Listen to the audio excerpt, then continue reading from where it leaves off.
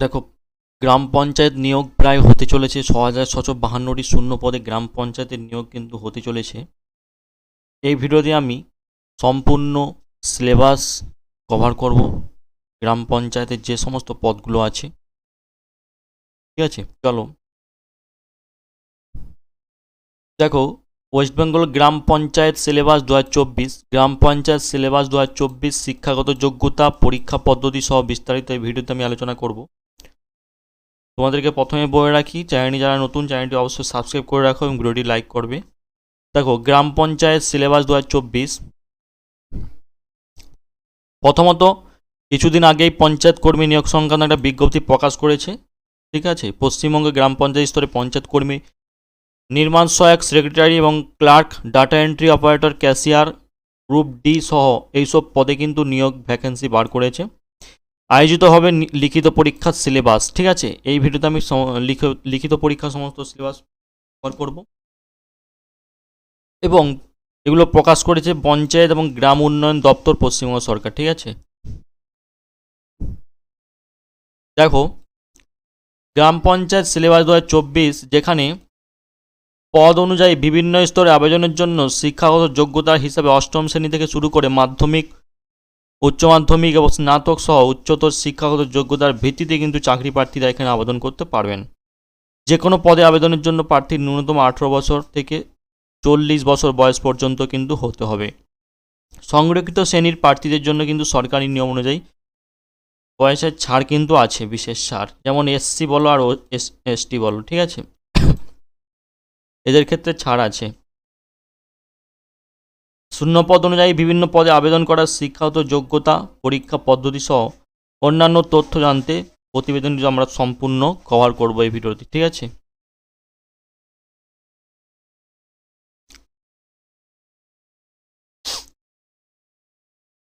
দেখো, প্রথমত বলে রাখি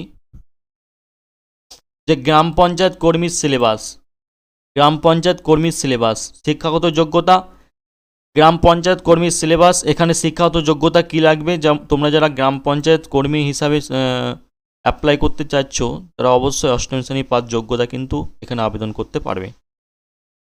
কিন্তু আবেদনকারীর পশ্চিমবঙ্গে স্থায়ী বাসিন্দা হতে হবে। দেখো, এখানে এক্সাম প্যাটার্ন দিয়েছে।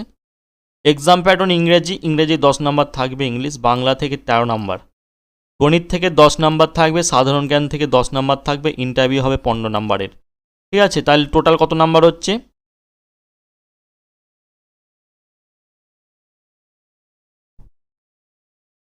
ঠিক আছে, লিখিত পরীক্ষার ক্ষেত্রে এখানে 43 নাম্বারে কিন্তু লিখিত পরীক্ষা হচ্ছে, আর এই ক্ষেত্রে 15 নাম্বার ইন্টারভিউতে। মোট পরীক্ষা হচ্ছে কত নাম্বারের? 58 নাম্বারে কিন্তু মোট পরীক্ষা হচ্ছে। এখানে মাসিক বেতন কত থাকবে? গ্রাম পঞ্চায়েত কর্মীর জন্য 17,000 টাকা থেকে বেড়ে দাঁড়াবে 43,600 টাকা পর্যন্ত কিন্তু এখানে মাসিক বেতন দেওয়া হবে। আশা করছি তোমরা গ্রাম পঞ্চায়েত কর্মীর সিলেবাস সম্পূর্ণ বুঝতে পেরেছো। ঠিক আছে, পরবর্তী নির্মাণ সহায়ক সিলেবাস, নির্মাণ সহায়ক কর্মী, গ্রাম পঞ্চায়েতের নির্মাণ সহায়ক কর্মীর সিলেবাস। এখানে শিক্ষাগত যোগ্যতা কী কী লাগবে না, এই পদে আবেদনের জন্য প্রার্থীদের সিভিল ইঞ্জিনিয়ারিং বিশেষ ডিপ্লোমা ডিগ্রি কিন্তু অর্জন করতে হবে। ঠিক আছে, আবেদনকারীকে কী করতে হবে? পশ্চিমবঙ্গের স্থায়ী বাসিন্দা হতে হবে। এখানে এক্সাম প্যাটার্ন দেওয়া আছে। দেখো, এক্সাম প্যাটার্ন ইঞ্জিনিয়ারিং সিভিলে 65 নাম্বার কিন্তু পেয়ে তোমাকে ইঞ্জিনিয়ারিং সিভিল ইঞ্জিনিয়ারিং পাস করতে হবে। ঠিক আছে, ইংরেজিতে 13 নাম্বার, সাধারণ জ্ঞানে 7 নাম্বার, ইন্টারভিউ হবে 15 নাম্বার। এই পদ্ধতিতে এখানে মাসিক, অর্থাৎ শুরুতেই তোমরা কিন্তু পেয়েছো 28,900 টাকা, শুরুতেই বেড়ে দাঁড়াবে 74,500 টাকা পর্যন্ত। ক্লিয়ার?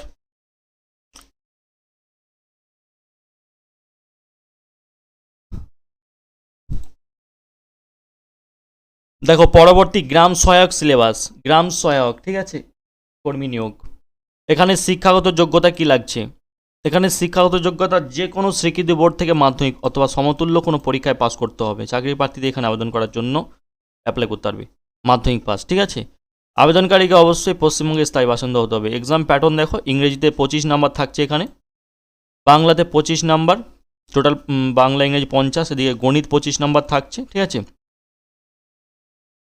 75, এদিকে সাধারণ জ্ঞান 10 নাম্বার থাকছে, অর্থাৎ 85 নাম্বারে কিন্তু এখানে পরীক্ষা হবে। ক্লিয়ার?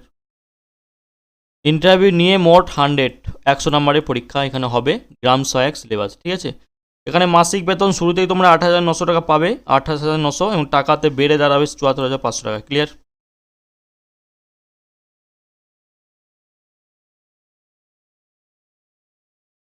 দেখো পরবর্তী, দেখো গ্রাম সচিব সিলেবাস। শিক্ষাগত যোগ্যতা, এখানে শিক্ষাগত যোগ্যতা যেটা থাকতে হবে সেটা অন্য আবেদন ক্ষেত্রে চাকরি প্রার্থীকে অবশ্যই উচ্চ মাধ্যমিক পাস, এইচএস পাস কিন্তু তোমাদেরকে করতে হবে। ক্লিয়ার? একই সঙ্গে যে কোনো স্বীকৃতি প্রতিষ্ঠান থেকে তোমাদেরকে 6 মাসের কম্পিউটার অপারেটিং কোর্স সার্টিফিকেট থাকতে হবে, ঠিক আছে। অর্থাৎ তোমাদেরকে এখানে কম্পিউটার অপারেটিং কোর্স সার্টিফিকেট তোমাদেরকে থাকতে হবে, ঠিক আছে।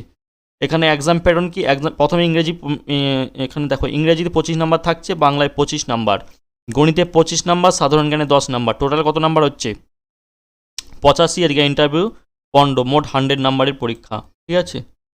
মাসিক বেতন প্রথমে 22,700 থেকে 58,500 টাকা পর্যন্ত তোমাদের কিন্তু দাঁড়াবে বেতনটা। ক্লিয়ার?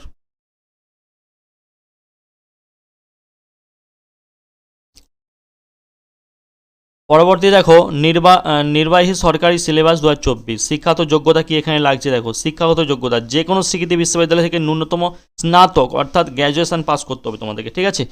গ্র্যাজুয়েশন পাস করে থাকলে তোমরা কিন্তু আবেদন করতে পারবে। একই সঙ্গে যে কোনো স্বীকৃতি প্রতিষ্ঠান থেকে তোমাদের কম্পিউটার অ্যাপ্লিকেশন অথবা কম্পিউটার সায়েন্স হিসাবে ডিপ্লোমা কোর্স সার্টিফিকেট থাকতে হবে। সোশ্যাল ওয়ার্ক অর্থাৎ গ্রাম উন্নয়নের বিষয়ে স্নাতকোত্তর ডিগ্রি থাকতে হবে, ঠিক আছে। এক্ষেত্রে বিশেষ সুবিধা পাবে।